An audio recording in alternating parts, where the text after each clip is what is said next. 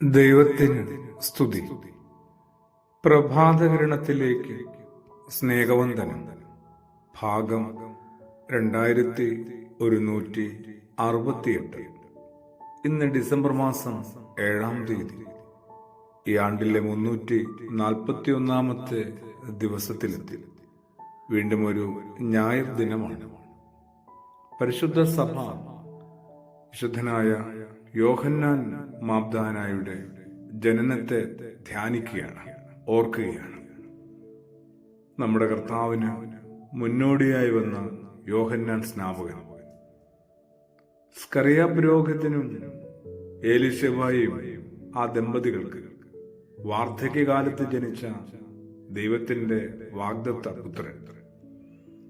ദൈവം കരുണ കാണിച്ചു എന്നർത്ഥം വരുന്ന യോഹന്നാൻ എന്ന പേര് ദൈവ നിയോഗപ്രകാരം നൽകുകയും ചെയ്യുന്നു.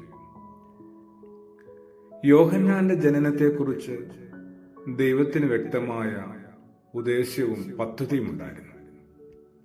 അതെ, ഏതൊരാളിന്റെ ജനനത്തെക്കുറിച്ച് ദൈവത്തിന് വ്യക്തമായ പദ്ധതികളുണ്ട്.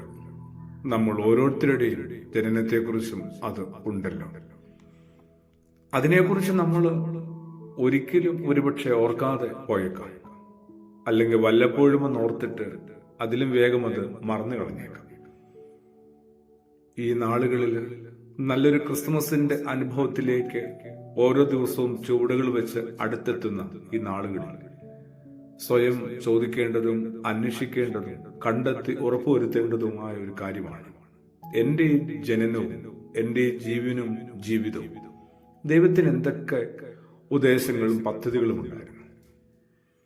യോഹന്നാൻ സ്നാപകന്റെ ജനനത്തെപ്പറ്റി കേട്ട എല്ലാവരും ഈ പൈതൽ എന്താകുമെന്ന് ചോദിക്കുന്നുണ്ട്. ഈ പൈതൽ എന്താകും? പ്രവാചകന്മാർ ഇല്ലാതെയും പ്രവചനം തീർത്തു നിന്നുപോവുകയും ചെയ്ത ഒരു കാലഘട്ടമായിരുന്നു അത്. ജനമാവട്ടെ രക്ഷകനായ മിശിഹായ്ക്ക് വേണ്ടി നോക്കി പാർത്തുകൊണ്ടിരുന്ന പശ്ചാത്തലത്തിൽ യോഹന്നാന്റെ ജനനത്തിന്റെ ഉദ്ദേശ ലക്ഷ്യങ്ങളെക്കുറിച്ച് പിതാവും പുരോഹിതനുമായ സ്കറിയ പ്രവചനം പറയുന്നുണ്ട്. ആ വാക്കുകളിൽ യോഹന്നാനെ പറ്റിയുള്ള ദൈവിക ഉദ്ദേശം വെളിപ്പെടുത്തുന്നുണ്ട്.